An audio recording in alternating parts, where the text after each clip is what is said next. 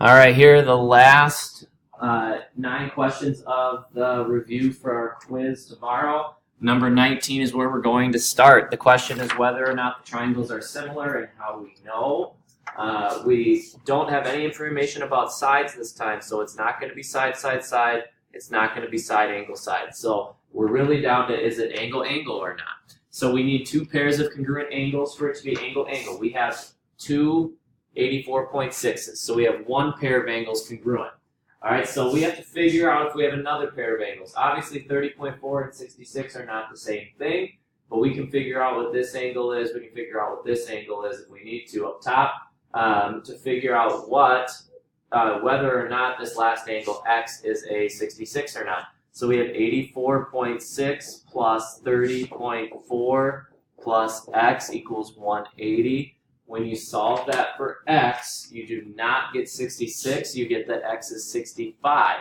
So x is 65, which means I only have 1 matching angle in each spot, because if this is a 66 over here, not the same as a 65, that means that this one will not be a 30.4.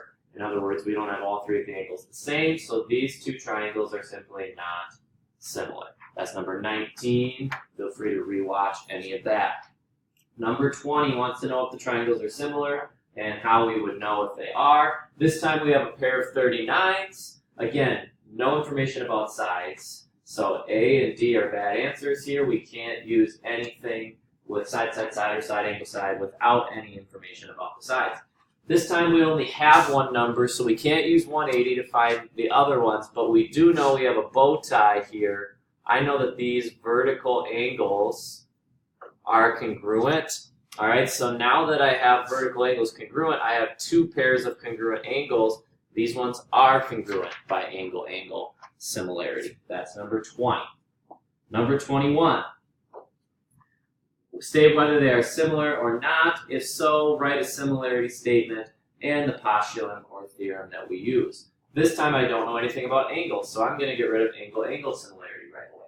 I don't have a shared angle, I don't have anything vertical, so I am not going to be able to say side, angle, side. So it's either side, side, side, or nothing. So looking at the similarity statements here, AB would have to go with MN.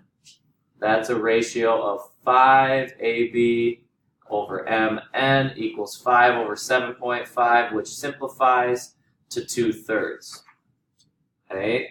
Then I could go to another pair of sides. BC would go with NO, which is also 5 over 7.5. So once again, we have 2/3. So if our last pair of sides simplifies to 2/3, then we have side, side, side. AC over MO is equal to 8 over 12. Divide both of those by 4, and we get 2/3 again. So this time our scale factor is the same all the way through. So we do have similar triangles here by side, side, side. That's number 21. On to number 22.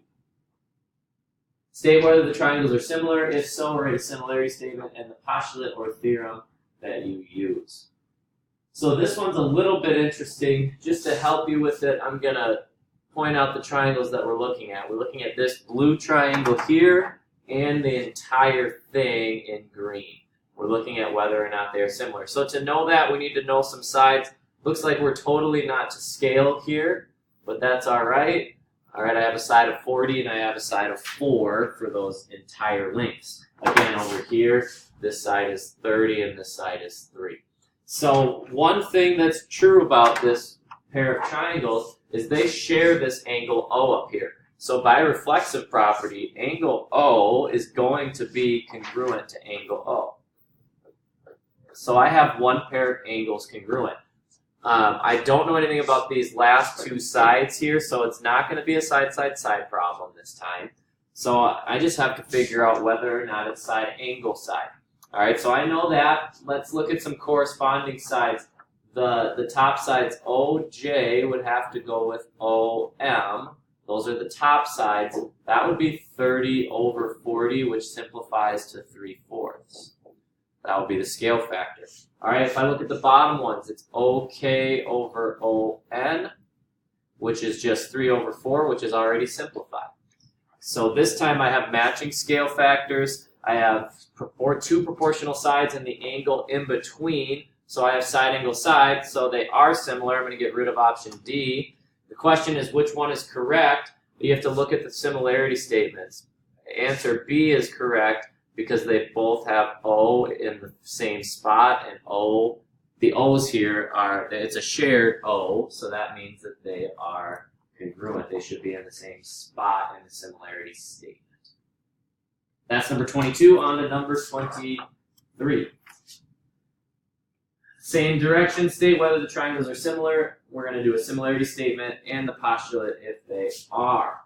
So looking at what we have here for number 23, I have a pair of 29s, so I have something going on with angles.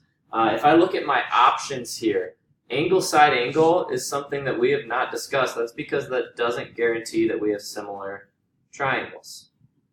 So in this situation, we're going to get rid of those. We're going to look at, is it side angle side, or are they not similar at all? So what we need to check is 16 over 8, the same as 64 over 32. 16 over 8 simplifies to 2 over 1. 64 over 32 simplifies to 2 over 1. We do have similar triangles here. Option B, better than option D. Moving on to number 24, we have just a few left here. Which theorem or postulate proves the two triangles are similar? So they give you some side links. They're not all that useful. All right, again, let's look at the triangles that we are using. We're using this top triangle in green and the entire thing, which I'll make red. All right, the side links are there. They're not all that helpful. What's helpful in this problem is the fact that they said that these sides are parallel. That's going to give us a way to say that some angles are congruent. So first things first, we have the top angles which are congruent because they're shared. So we have one pair of angles already.